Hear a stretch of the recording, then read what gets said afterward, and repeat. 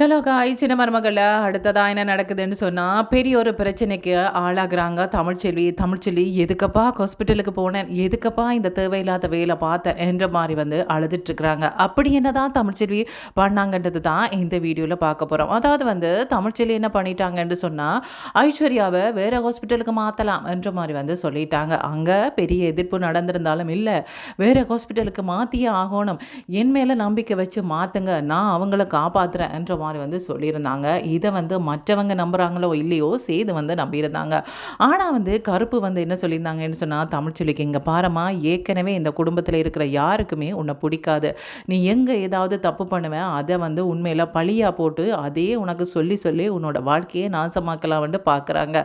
ஏற்கனவே அந்த மாரி ஒரு பிரச்சனைய நீ வந்து அனுபவிச்சிருக்கிற. வேண்டாமம்மா விட்டுடு.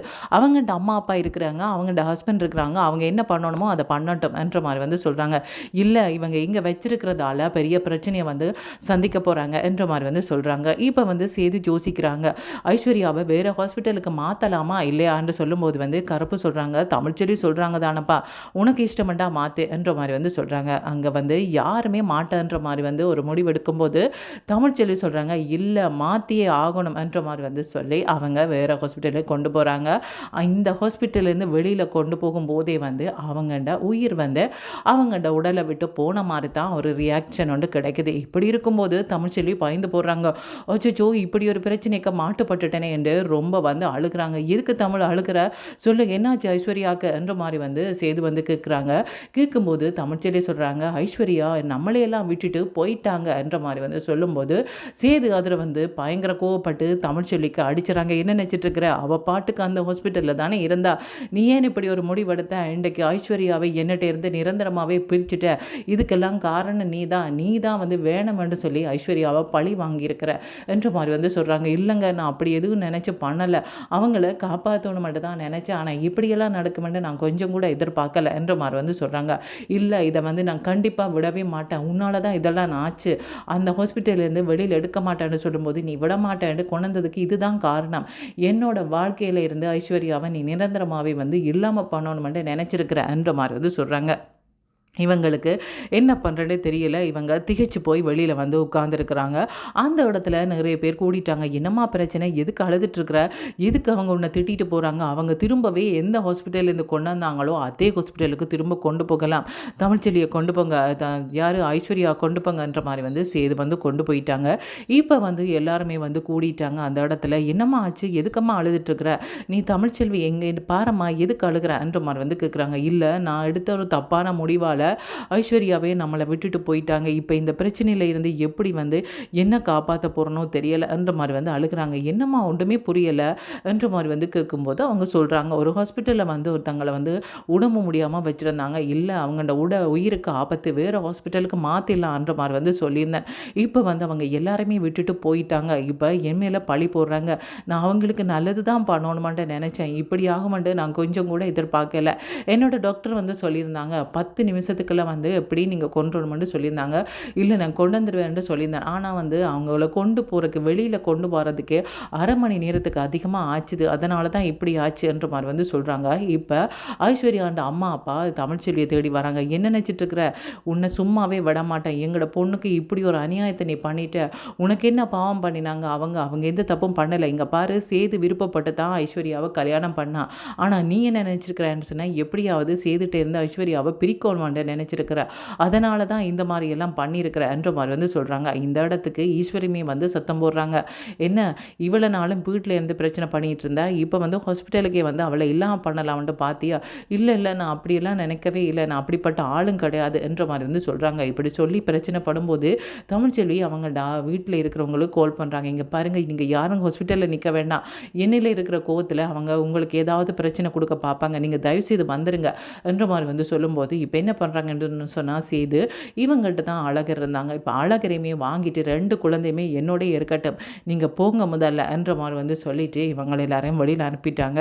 இப்போ அனுப்பினோன்னே தமிழ்ச்செல்வி வந்து கேட்குறாங்க, எங்கேயுமா அழகரை காணலை என்ற மாதிரி வந்து கேட்குறாங்க. அழகரை வாங்கிட்டு தான் எங்களை ஹாஸ்பிட்டலில் விட்டு வெளியில் விட்டாங்க, இங்கே பாரு தமிழ், உனக்கு எதுக்கு இந்த தேவையில்லாத வேலை, அவங்களுக்குண்டு ஆட்கள் நிறைய பேர் இருக்கிறாங்க, நம்மளுக்குண்டு யாருமே இல்லை, எங்களுக்கு பண உதவி செய்யவும் யாரும் இல்லை, சரீர உதவி செய்யவும் யாரும் இல்லை, எங்களுக்கு ஒரு பிரச்சனையண்டா எங்களை தான் ஏசுவாங்களே ஒழிய யார் அந்த பிரச்சனையை கொடுத்தாங்களோ அவங்களே ஏச போகிறதில்ல.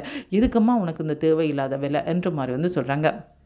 இதுக்கு பாட்டி சொல்கிறாங்க, இங்கே பாரு தமிழ்ச்செல்வி, நீ எதுக்கும் பயப்படாத. நீ வந்து நல்லது பண்ணணுமெண்டு தான் நீ வந்து இந்த விஷயத்த பண்ண. ஆனால் வந்து துரதிர்ஷ்டவசமாக அவளுக்கு இப்படி நடந்ததுக்கு நீ என்ன பண்ணுறது? வேணுமெண்டா பண்ண. அவங்க வேணுமெண்டு பண்ணணுன்னு நினச்சா அவங்க நினச்சிட்டு போட்டு, நீ கவலைப்படாத. இந்த பாட்டி இருக்க மட்டும் நீ எதை பற்றியும் யோசிக்காத. வேணுமெண்டு பண்ணினவளுக்கும் தெரியாமல் பண்ணினவளுக்கும் வித்தியாசம் தெரியாதா? இந்த மாதிரி உனக்கு வந்து பழி போடுறாங்க. என்ன மனுஷங்க இவங்களுக்கு யாராவது உதவி பண்ண போனால் இப்படி தான் சொல்லுவாங்களா? அது சரி, எங்கள் அழகரை வாங்கிட்டு தான் விட்டாங்களா? வாரம் நான் போய் தனியாக போய் அழகரை கூட்டிகிட்டு வரேன்ட்டு ஒரு ஆட்டோவில் போகிறாங்க. இங்கே பாருங்கள் பாட்டி, நீங்கள் போக வேண்டாம். அவங்க தேவையில்லாமல் பிரச்சனை பண்ணுவாங்க, கோவத்தில் இருக்கிறாங்கன்னு சொல்லும்போது, எப்படி 2 குழந்தைகளையும் அவங்க வச்சுருப்பாங்க? ஒரு குழந்தை இங்கே இருக்கணும், ஒரு குழந்தை அங்கே இருக்கணும். அதுதானே பஞ்சாயத்தில் சொன்னாங்க. இவங்க இப்படி வாங்குவாங்க, நீ எதுக்கு கொடுத்துட்டு வந்த? நான் வாங்கிட்டு வரேன்ட்டு அவங்க ரோட்டில் போன ஒரு ஆட்டோவை மறித்து அந்த ஹாஸ்பிட்டலுக்கு போகிறாங்க. அங்கே போய் சேது கூப்பிட்றாங்க. சேது, எங்கே அழகிறங்க என்று கேட்குறாங்க. எதுக்கு கேட்குறீங்க? என்னோட குழந்தை என்னோட தான் இருப்பாங்க, எதுக்கு கேட்குறீங்கன்னு சொல்லும்போது, இல்லை ஒரு குழந்தை அங்கே தான் இருக்கணும். இல்லை தேவையில்லை, ஐஸ்வர்யாவுக்கு பண்ணதை கண்ணால் பார்த்தீங்க தானே, அதுக்கப்புறமா நான் என்னோட குழந்தைய அவள்கிட்ட கொடுக்க மாட்டேன். இல்லை குடு, நான் தானே கொண்டு கொடுத்தேன் ஒரு குழந்தைய, அவங்க குடு என்ற மாதிரி வந்து சொல்லி அவங்க பறிச்சிட்டு வராங்க. வரும்போது இவங்க தான் இது எல்லாத்துக்கும் காரணம்.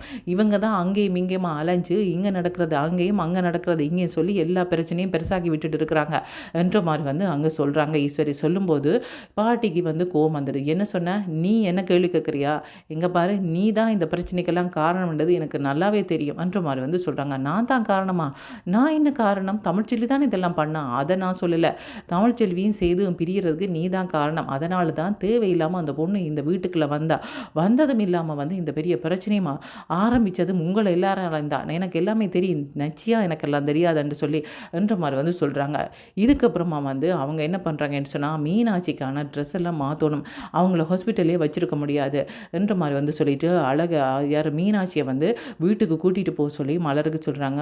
மலர் சொல்கிறாங்க, நான் தனியாக எப்படி போகிறது, நீங்களும் வாங்க என்ற மாதிரி வந்து சொல்கிறாங்க. கருப்பு சொல்கிறாங்க, இங்கே பாரு சேது, நீ சாப்பிடவும் இல்லை, மீனாட்சியும் வந்து பசியாக இருக்கும்பா, வீட்டுக்கு போகலாம், கொஞ்ச நேரம் வந்து அவள் ரெஸ்ட் எடுக்கட்டும் மீனாட்சி என்ற மாதிரி வந்து சொல்கிறாங்க. மீனாட்சியை விட்டுட்டு நான் இருக்க மாட்டேன், ஐஸ்வர்யா பிரிஞ்சு என்னால் இருக்க முடியாதுன்ற மாதிரி வந்து சொல்கிறாங்க. எப்படியப்பா இங்கே 2 பேரும் நிற்கிறது, வா முதல்ல வீட்டுக்கு போயிட்டு வரலாம் என்ற மாதிரி வந்து வீட்டுக்கு கூட்டிகிட்டு போகிறாங்க.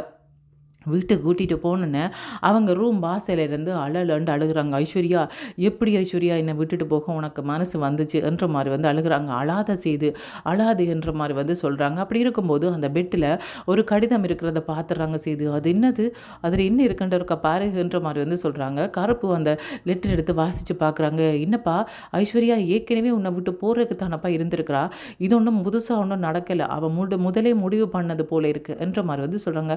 எதை வச்சு சொல்கிறாங்க? இங்கே பாரு கடிதம் எழுதி வச்சிருக்கிறா, அப்போ ஏற்கனவே இப்படி நடக்குமென்று அவள் எதிர்பார்த்தாளான்ற மாதிரி வந்து சொல்கிறாங்க. இல்லைப்பா, அவள் ஊருக்கு போகிறதா இருந்திருக்கிறா, இப்போ திடீரென்று இப்படி ஒரு பிரச்சனை நடக்கும்போது அவள் எல்லாரையும் விட்டுட்டு போயிட்டான்னு சொல்லும்போது ரொம்ப கவலைப்படுறாங்க. ஊருக்கு போயிருந்தா கூட அவள் நிம்மதியாக இருந்திருப்பா, ஆனால் மீனாட்சியை காப்பாற்ற போய் இப்போ அவள் எங்களை விட்டு போயிட்டாலே, மீனாட்சியை காப்பாற்றிட்டு அவள் போயிட்டாளே என்ற மாதிரி வந்து சொல்கிறாங்க. மீனாட்சி உனக்கு உயிர் தந்ததே வந்து அவள் தான் என்ற மாதிரி வந்து சொல்லி அழுதுகிட்டே இருக்கிறாங்க. கருப்புக்கு என்ன பண்ணுறேன்னே தெரியல.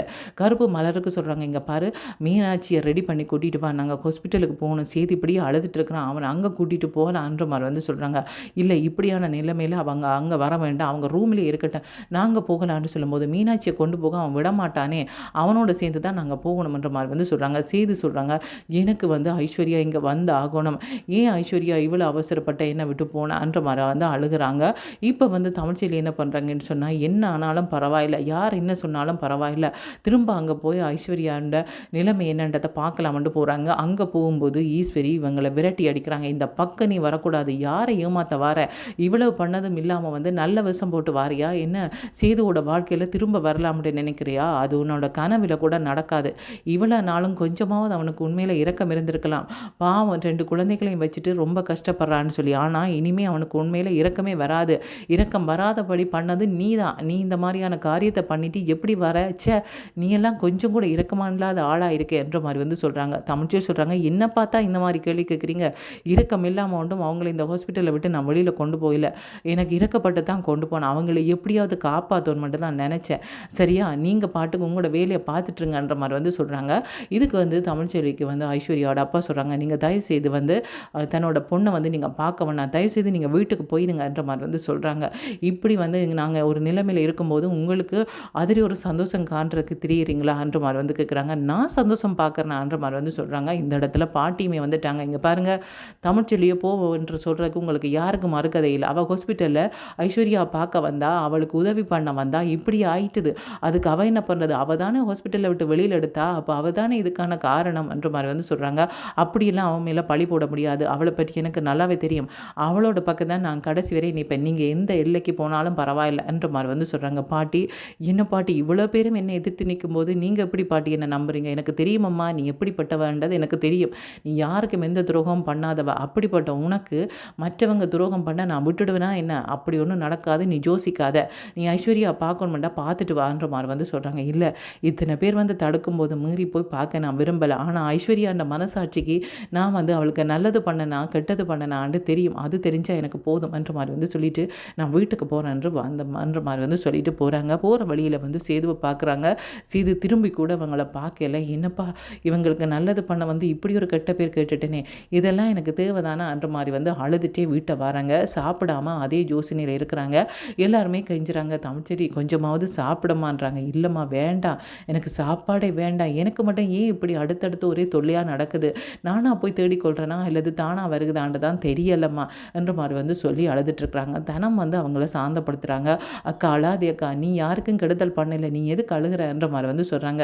அதை நீ சொல்கிற, ஆனால் அவங்க நம்பலையே என்ற மாதிரி வந்து சொல்கிறாங்க. அவங்க எதை தான் நம்பினாங்க? உன்னை பற்றி நல்லது விஷயம் ஏதாவது அவங்க சொன்னாங்களா? நீ அந்த வீட்டில் இருக்கும்போது எவ்வளோ நல்லது பண்ண, எப்போவாவது ஒன்று பாராட்டினாங்களா? இல்லையே. அப்படி பாராட்டாதவங்க இதை மட்டும் சொல்லுவாங்களான்னு நினைக்கிறியா? அவங்க சொல்லவே மாட்டாங்க, நீ பேசாம இரு என்ற மாதிரி வந்து சொல்கிறாங்க. இதுக்கப்புறமா என்ன பண்ண போகிறாங்க சேதுன்றதை கைஸ் வெயிட் பண்ணி தான் பார்க்கணும். ஓகே, தேங்க்யூ, பாய்.